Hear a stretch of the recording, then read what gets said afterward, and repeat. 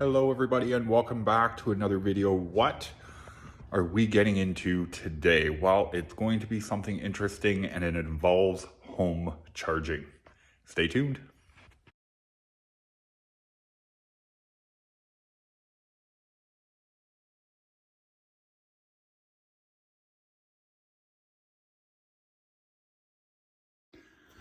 Okay, so what you can see here is, again, there's my cable. I put in a few more straps, and the reason why I did these close together is because this is going to be my connection point right here. This is the charger housing. This is what you guys saw in the photos before. I used the 2 hex screws. Yes, I will clean all that out before I close it up. So I wanted it to be stronger here. I didn't want this to be flailing around. My connector is gonna go in the top mount. We're doing a top mount, and I believe the top mount is 3/4 inch, which that definitely looks like a 3/4 inch connector. So yeah, so that's where we are right now.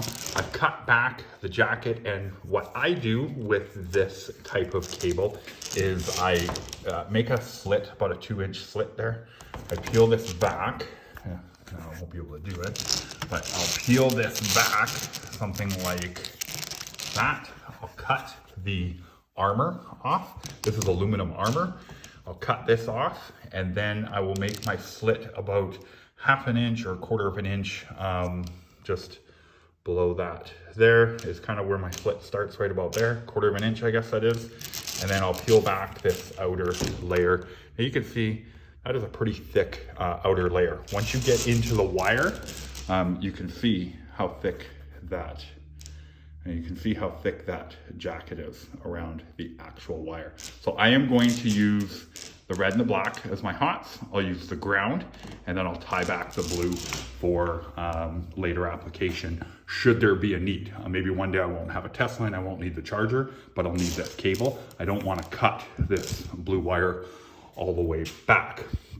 Now, it's very important to know when you go and pick up this wire, if you decide to do this yourself, you know, if you have a friend that's an electrician, just get him or her to verify the installment of the breaker. Your 60 amp breaker needs to go over 2 bus bars. Again, I didn't want to do this whole start to finish video because there are lots of videos like that on YouTube. And I just wanted to do a quick here, bam, bam, bam, bam, bam, bam. These are the steps. So yeah, I leveled off my housing and screwed that in. I leveled it, put in the top screw, re-leveled it, held it in, and then popped in my bottom screw. All is good. I have more than enough wire here. I ordered 10 extra feet. So mine was, I believe, in total 10 extra feet, so I did 5 feet on either side. This side, and then the panel side, I did 5 extra feet as well. Just in case I made a mistake, I had a couple of feet extra to work with.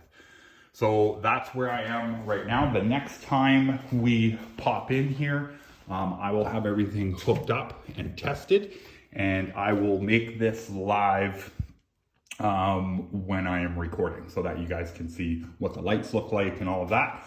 I will need I'll need my computer because I'm using my phone to record, but we'll use the computer to hook up to Wi-Fi, and then it'll probably go through, I'm guessing there's gonna be a firmware update at this point, or a software update at least, or sorry, a firmware update is my best guess.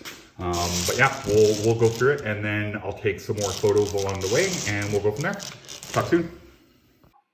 So as you can see, I ran my cable across my garage. I realize it's not straight, and I'm okay with that. I tied it in nice and neat to the main electrical panel, bolted it in, and we are good to go. Hey folks, welcome back. So as you can see behind me, we have the Tesla in the garage. Please don't mind the mess. I am a guy, and I've been trying to clean up my garage for some time now. So we have installed the Tesla wall connector, and it really was very simple. I know everyone says, oh, you should get a licensed electrician to help you, and you know, I get that. The Tesla and other professionals, they don't just want anybody trying to plug in a 60 amp breaker My panel here, so my house is pretty new, and I don't know if this is like everywhere in the US and Canada, but my house is pretty new. I live in BC, British Columbia, Canada. I have a 200 amp panel.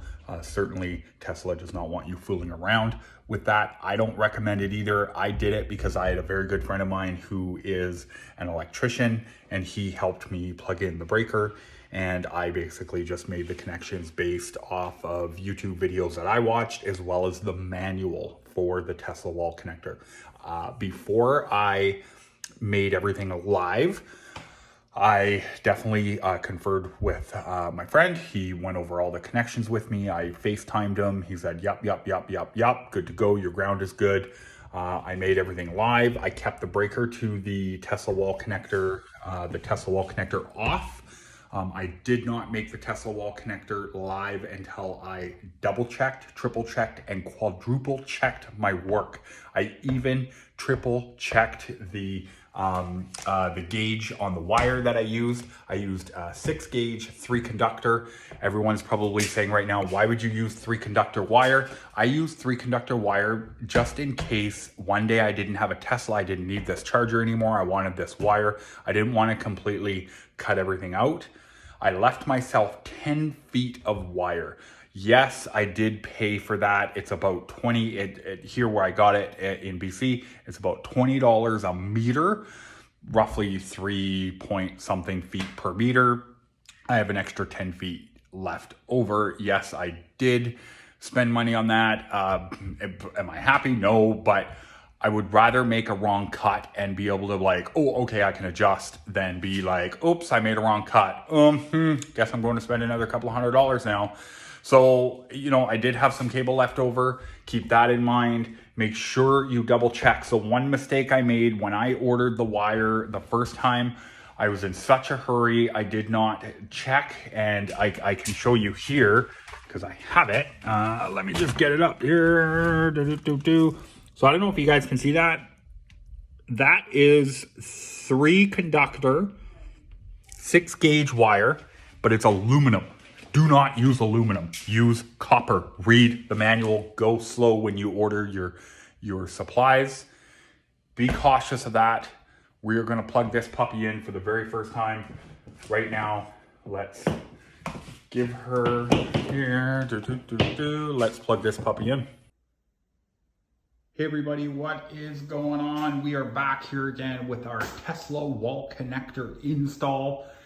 I know this sounds like the beginning of a new video, and it's not, and I greatly apologize for that. Let's move right along. So I have installed everything, as you can see. One thing I need to apologize right now is I did not take a picture of the inside of the Tesla wall charger with the wiring, but essentially, if you follow my finger here, so the wire comes in to about here. It does a 90, does another 90, comes down, loops around, back up, because Tesla wants you to install, if it's a top mount or a top insert, they want you to install it from underneath. These wires are very thick wires. They are very hard to maneuver around it. So when you do, when you come in, you do a corner, then another corner, then come back up and another corner. I know why. So right about here, I know why they want you to zip tie those wires, because otherwise they move around and it makes your job 10 times harder. I'm telling you, these engineers and designers at Tesla, they think of everything. My Tesla wall connector is the 18-foot cable. They charge, at least in Canada, they charge the exact same amount for the, I believe it's a 6-foot or 18-foot or an 8-foot or 18-foot. I can't remember if it's 6 or 8-foot standard or an 18-foot. They charge the exact same amount, at least in Canada. So why would I not get the 18-foot? Yeah, that's what I thought. So I closed everything up. I have my cable in, ready to go. As you can see, everything else is on. The power is on. Sorry, these two are not on. They're not used right now. My apologies. Everything else is on. Power's on. Everything's good. Nothing is blown up yet. As you can see, that is off. I need to get ready to commission, as Tesla calls it. I need to commission the wall connector, and we are going to do that in just a couple of seconds. I will not video it because I need my phone. I don't have my laptop right now, so I need my phone, but I will take photos. As long as I have green lights here lined up, we are good to commission, and I will video the very first plug-in of the car. No, I will not pre-test it. Tesla tells me that if something is wrong, my car is safe. It will not blow up. Nothing will short circuit. It will just simply not charge or not accept the electricity coming from the charger or the panel into the car. It'll just kind of block it, shut it down, whatever you have there. So I will test it for the very first time on video and post it. Whether or not something goes wrong, we'll figure it out together. Stay tuned. So now we are going to open it. There we go. Ready? Here we go. Okay, it's sensing. It's sensing. It is pulsing green. That means you know what? Let's go into the vehicle. Oh, just so I can show you guys the charger. That's what happens when you plug it in. I am on a 60 amp breaker, so it is going to draw a maximum of 48 amps only. It will not draw the 60 amps. It will not draw anything close to the 60 amps. So that's what the charger. So that's what the charger looks like. So we are at, I'm just going to, let me turn this, there we go. So we are at